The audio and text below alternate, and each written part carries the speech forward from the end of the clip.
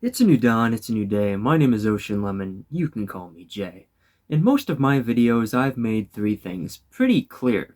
I love Snow Patrol, I love Hilary Duff, and I love Resident Evil 2. Resident Evil 2 has been a very huge part of my life basically since birth. From birth up until age 6, the only consoles I really had were the PlayStation 1 and the original Nintendo. While I played the Wii with my grandpa anytime I visited my grandparents' house, while I was at my own house, I always played the PlayStation 1. Before playing games myself, I would often sit with my dad and watch him play games like Need for Speed, Hot Pursuit, Driver 2, Tony Hawk's Pro Skater 2, and of course, Resident Evil 2. These would all be games that I would put a lot of hours to in the years to come. I was only about 2 to 3 years old when I first held that beautiful PlayStation 1 controller, and after that, I could not put it down. Whether I was playing or watching my dad play, there was always something about Resident Evil 2 that interests me.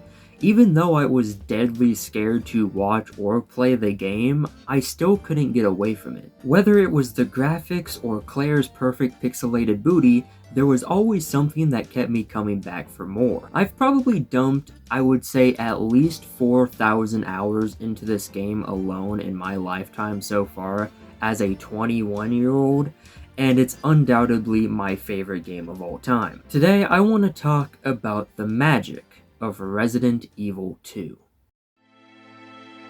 Resident Evil 2.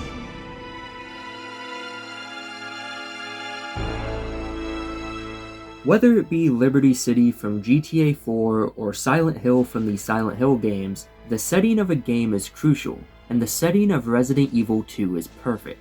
The game takes place in a small town called Raccoon City. Both Resident Evil 1 and 3 take place in or around the city as well, but Resident Evil 2 perfected it the best.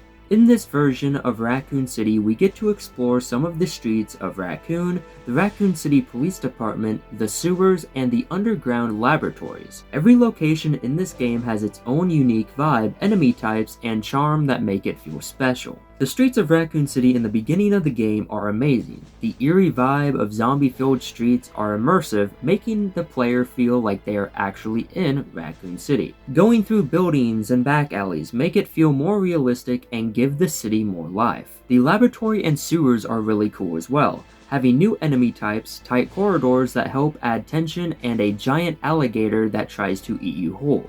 While all the areas of the map are really great, nothing comes close to the Raccoon City Police Department. As soon as you walk through the doors of the RPD for the first time and you see the beautiful cutscene, you can tell that there is something very special about this place. Walking through the rundown zombie-infested hallways and exploring each room for key items and trying to figure out puzzles is really fun while feeling a bit stressful and nerve-wracking. This is made even better with the help of background music.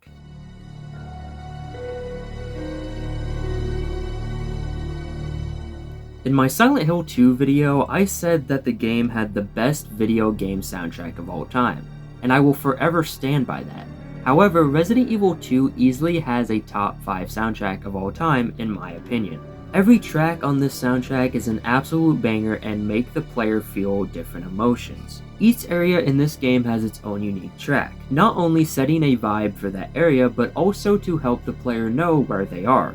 You can often tell where you are in the game based on what track is playing. You can also tell the danger level of that area. The track that plays in the street section of the game is intense, telling the player that they need to get to the police station as fast as possible as the streets are not safe. The track that plays when you're in the main hall of the RPD sounds like it's letting you know that you're in a safe area, but that there is danger in the rest of the building. The track that plays when you are in a safe room feels like a blanket and a nice warm cup of cocoa, letting you know everything will be okay. Whether it's to let you know you are safe or in danger, the tracks blend well with the environments and manipulate the player to feel how the game wants you to feel. This is all made even better with the story.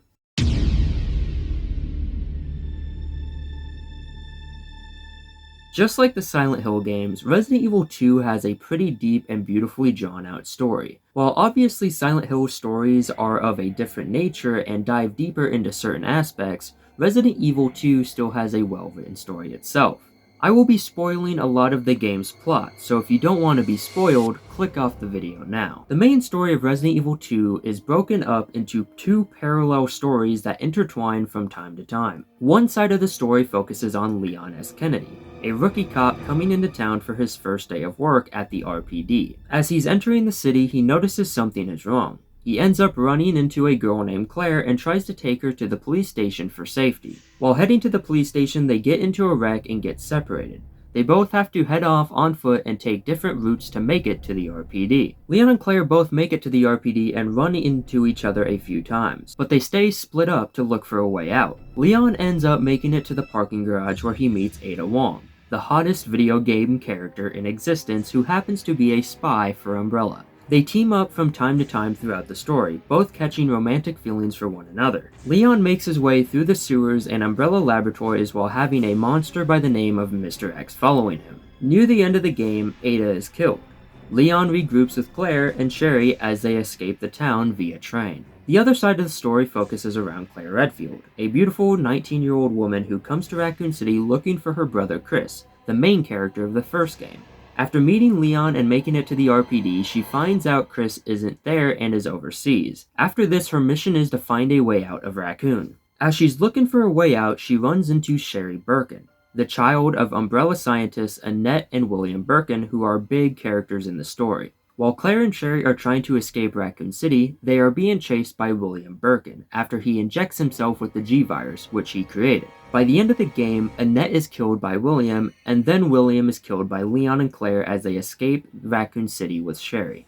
There's a lot of lore outside the two main characters. There's a lot of backstory on the city, the outbreak, and side characters. Ada Wong is an Umbrella spy sent by Albert Wesker to obtain the G-Virus sample. Brian Irons, who is the RPD police chief, is a crooked cop working with Umbrella. He is also a lover of taxidermy and a sex offender guilty of the most heinous crimes known to man. Annette and William Birkin are head scientists at Umbrella and made the G-Virus, which helped turn the city into chaos. The Umbrella Corporation is the lead pharmaceutical company in Raccoon City. They are responsible for the T-Virus which caused the outbreak.